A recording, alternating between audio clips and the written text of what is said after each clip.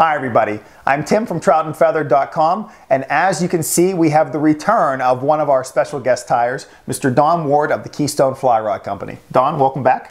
Tim, thanks for having me. You're welcome, bud. So everyone, stay tuned because Don's going to tie one of his really special patterns. It's a sulfur spinner. We'll be right back.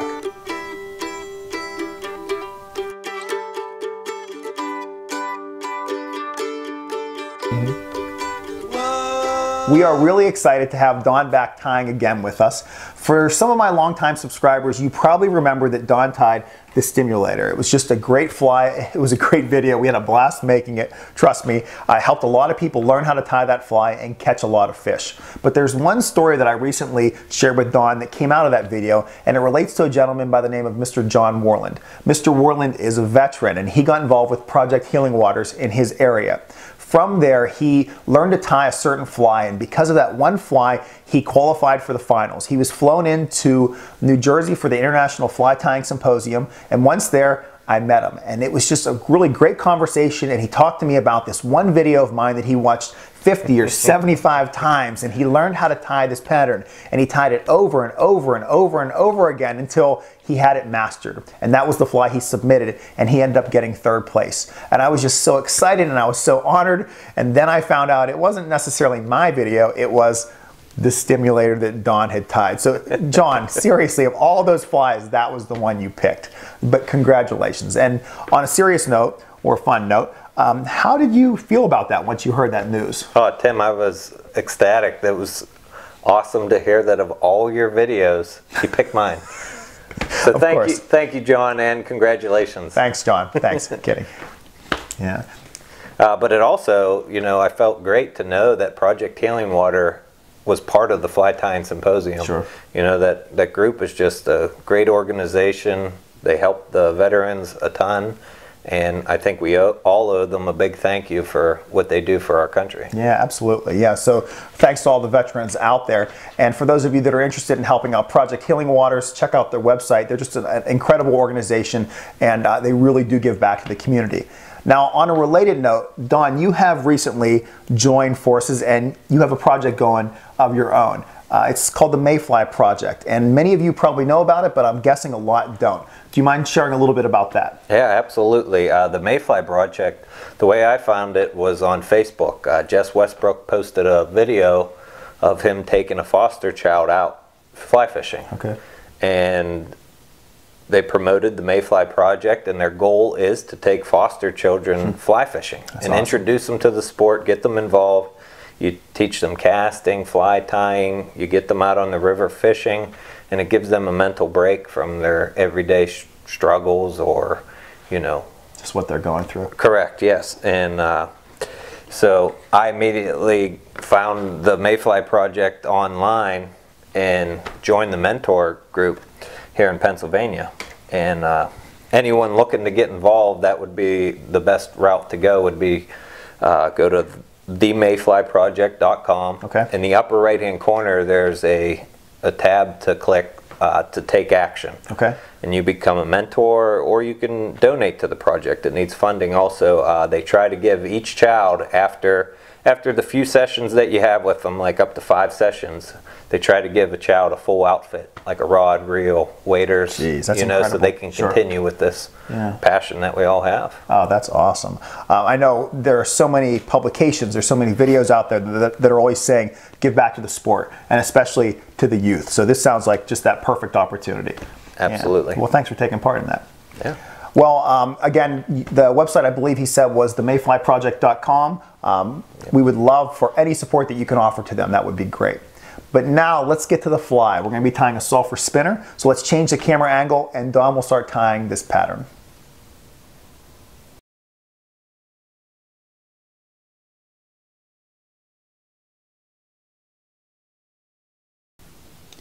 All right, don't adjust YouTube. Everything's working fine. But Don and I wanted to just kind of put you in the mood for this fly. So imagine you're just about getting ready to fish during the sulfur hatch. The spinners are falling on the water. You got the perfect fly. It's the fly that Don's about to tie for you. But the first thing you got to do is charge the fly. So you're going to hit it with your UV light. Do this for about, how long do you recommend, Don? 10, 15 seconds. So you're gonna hit this 10, 15 seconds. You're hearing fish just going crazy all around you, just sipping those spinners, but you're not sure if you can see it on the water. So then when you're good and ready, you're gonna turn off your light, cast this fly out, and you're gonna see it. And hopefully you're gonna see a really big fish take that. So now we're gonna turn the lights on for you, and Dawn's gonna kind of walk you through this fly before tying it. All right, before we start tying this pattern, Dawn, why don't you just give us just a 30-second walkthrough of what we're gonna be looking for while you're tying.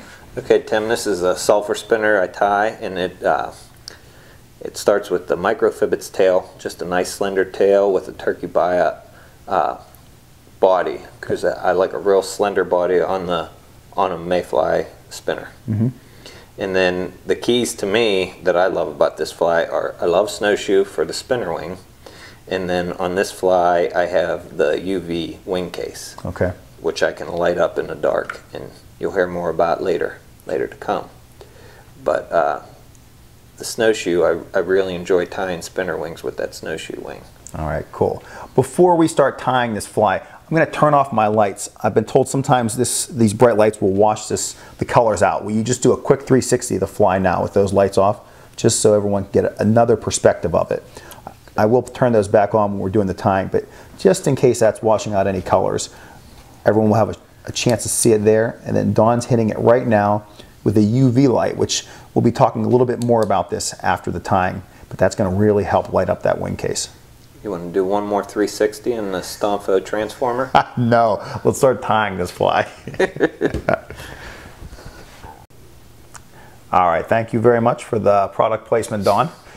You're welcome, Tim. All right, you ready to start tying this spinner? Sure am. All right, cool. Well, tell us a little bit about the hook you got in there. Okay, for starters, we're going to tie this sulphur on a size 14. It's a straight-eyed dry fly hook. This particular one is the Daiichi 1110. Perfect. 14 is my go-to size for sulphurs. You can obviously match that for the varying mayflies. Okay. We're going to use a tan thread for this one. I like tan or camel for the sulphur. In the 8/0. Cool. 8/0 uni thread. So I'm going to get my thread to the bend of the hook here, or not to the bend, right above the barb. Then we're going to use this is a light blue dun microfibbits, and we're going to tie it just a shade bigger than the top of the hook shank. Okay. And now I'm just going to tie these tails in right at the back, lock them in, keep them straight. Now you can watch Tim's tailing videos, and he will show different ways to tie these tails. Some guys like to have the tail split, and very rarely will I do that. 90% of my flies that are in my box are going to be straight tailed without the split. Sorry, I was messing with the tension. Oh yeah, you can blame that on me. He's borrowing my bobbin, and let's just say the tension is either too little, too much. I don't know. But let's get back to that, the tailing. So let me make sure I got this straight. Will you just rotate the vise so we can see it? Perfect. So if you look straight down, you guys can see that it's going straight back. He doesn't have them split at all. I'll put a little link up on the screen at some point that will refer you to that video he's talking about. So thank you again for mentioning that. But you're saying if we look in your box, this is going to be the fly. The tail will be like that in yours. Correct. Perfect. Correct. Cool. And now I'm going to take the thread back just a little ways for the turkey biot. And now we're going to tie the more transparent side of the turkey biot. We want that going facing towards the back of the hook. Okay. That way when it wraps, it's covering any of the fibers that may stick up from the turkey biot. Okay.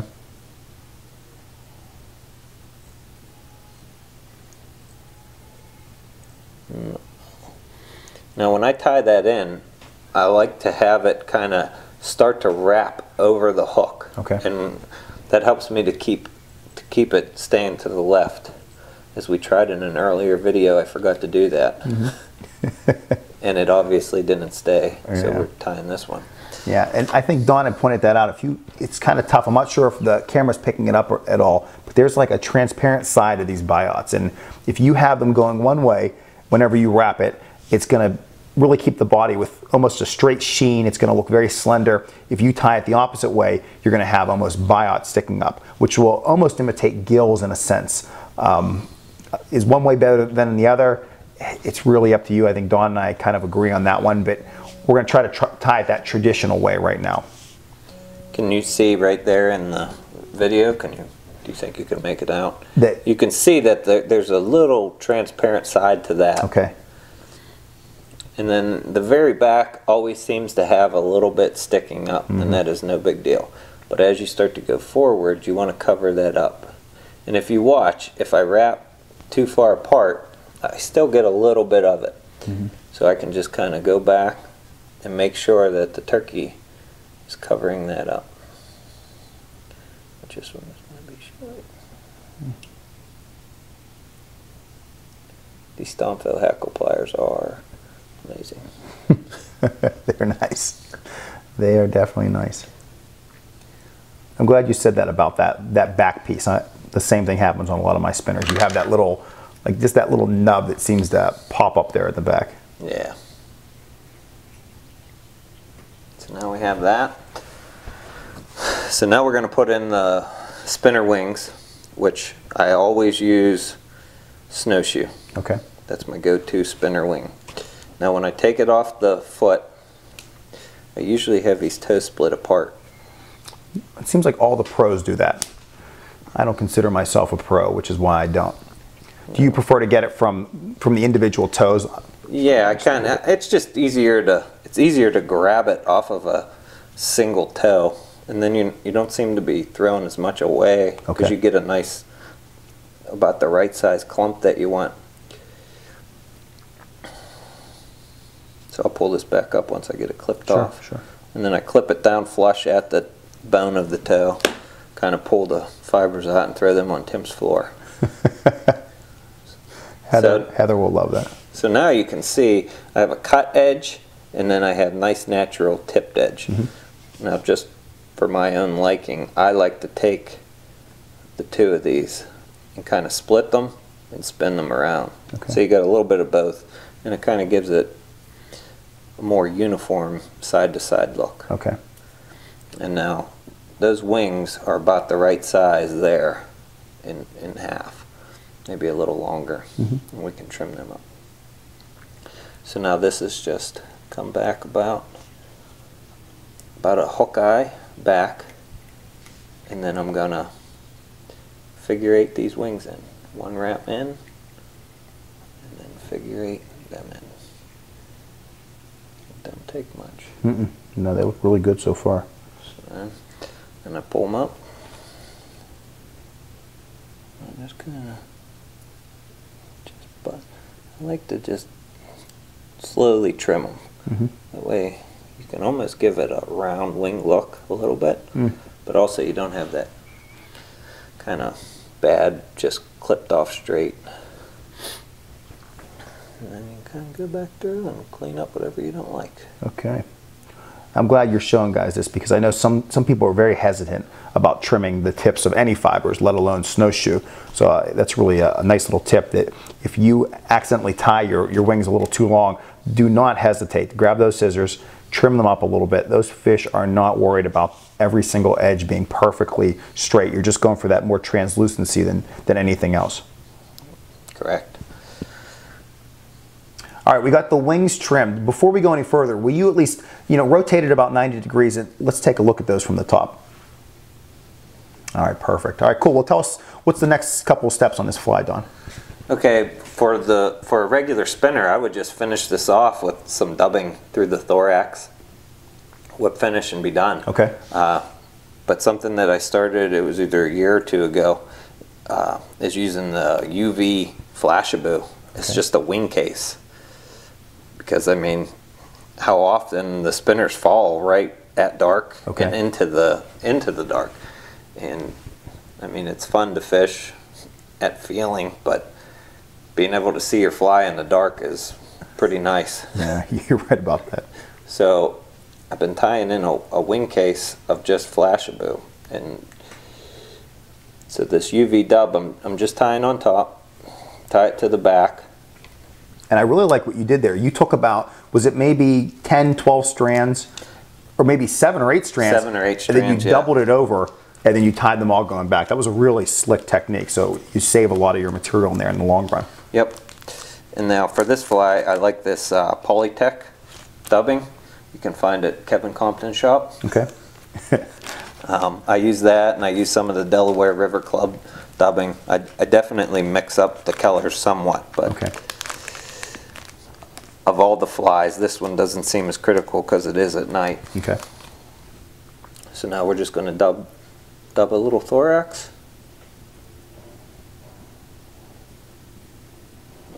Too much there.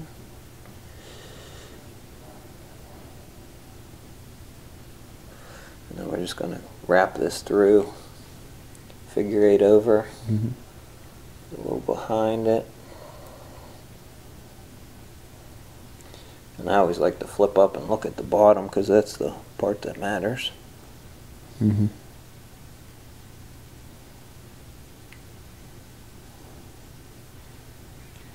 I'll be pretty happy with that. Cool. Will you give us a quick 360 of what it looks like on the top and the bottom too? How about just the bottom? That's perfect. We'll pretend we're fish today. And then that's what you see so far up top. Okay. Now that gets a little bulky because of the UV, but like I said, that's not hurting the profile. And now I just bring this over real nice and tight.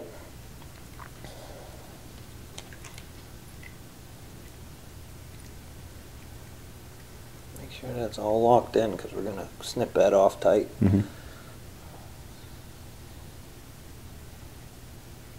or 5 wraps there. Here.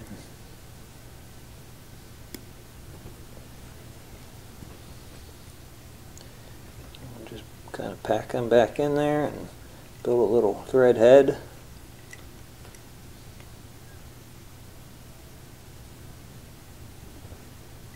You don't have a wet finish tool, do you, Tim? I do somewhere. I haven't used it for about 10 or 15 years.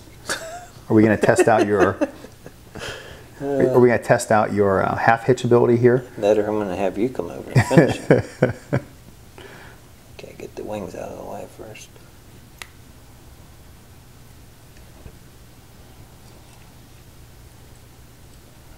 These fingers are not made to do that. Okay. Well, if you put a couple in, we'll at least get the gist. Right. There we go. That's looking much better. But this fly is looking really nice. I really love the addition of this this crystal flash. What did you call it? Was it a UV flash blue? I mean. Yeah, I think it's definitely UV. Okay. We'll try and show you here in a minute, but it's a flash of blue. A little bit. It's a flash of blue, and the number is at 6955. Okay. Yeah, and I believe they have maybe 5 or 6 different colors, maybe more at this point. I don't know. Okay. Okay. And then when I finish the fly, I'm looking at it straight down. So when you're looking at it, you'd be here, and I come in and I just kind of give them wings a little more shape.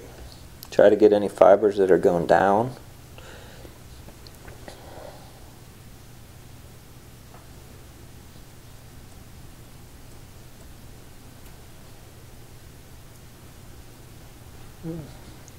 And that one would go in my box. Very cool. Very cool.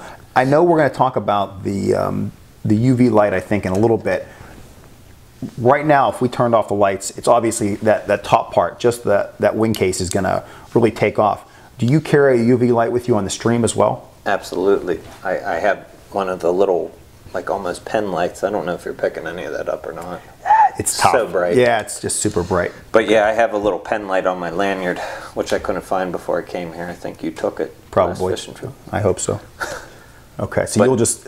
Yeah, so I'll hit that pen light on top of there, and I mean, it's not going to get you a night worth of casting. I mean, but you might get 4, 5 drifts, you know, at a decent distance. I mean, you're not going to be casting 60 feet across the stream and seeing this, obviously, but sure, it definitely helps in a low light. Okay. Gives you a little bit of an edge. All right, perfect. Well, thanks for the 360. Let's change the camera angle. We'll talk a little bit more about this, both from a fly tying and a fly fishing perspective. Sounds good, Tim.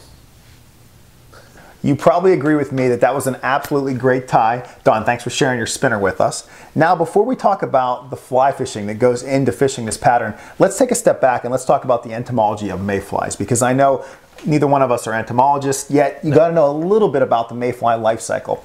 So mayflies start out as eggs, they then turn into nymphs. From nymphs, they eventually make their emergence, and whenever they get close to the water surface, for those that we tend to really try to replicate, they turn into adults. From that point, the adults will eventually turn into a spinner. And whenever they become a spinner, they'll mate with their counterparts, and once they're finished mating, we basically call them spent, where they'll basically just land on the water surface and they turn into a wonderful protein meal for trout. And that's where we really like to take advantage of them.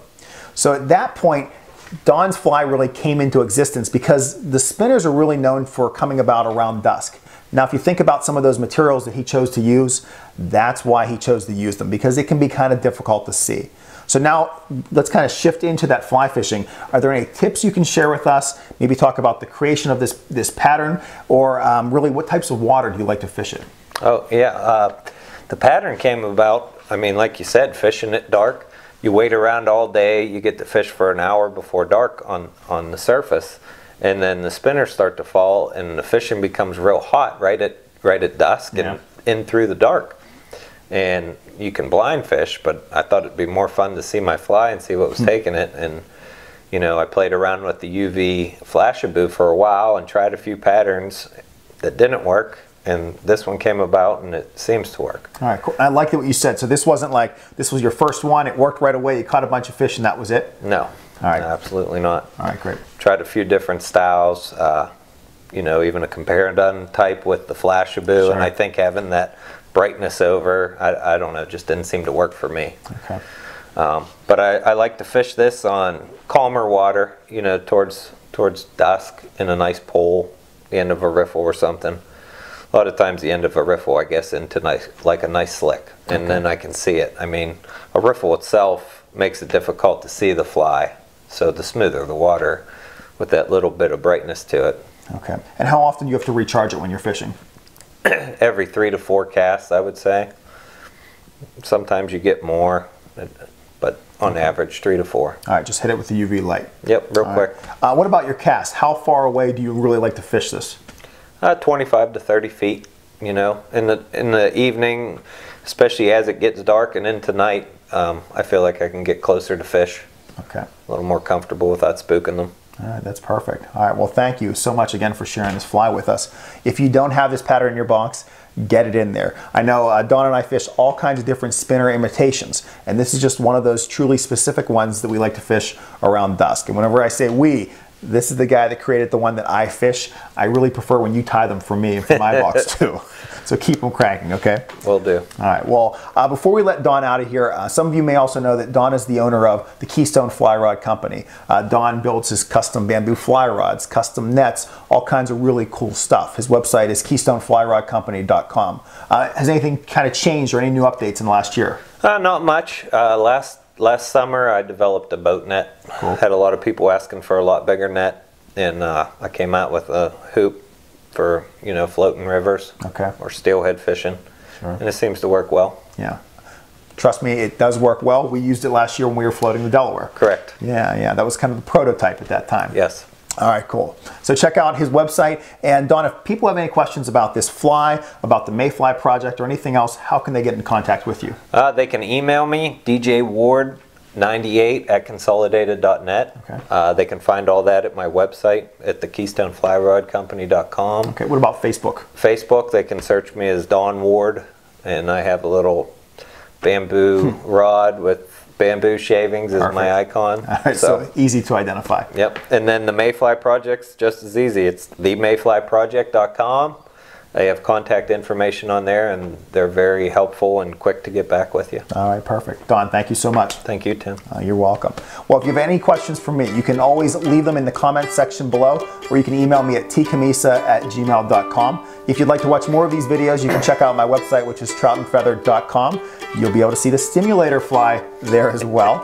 I also have a Facebook and an Instagram account, and they're both under that Trout and Feather heading. Once again, thank you so much for viewing, and we'll see all of you guys next time.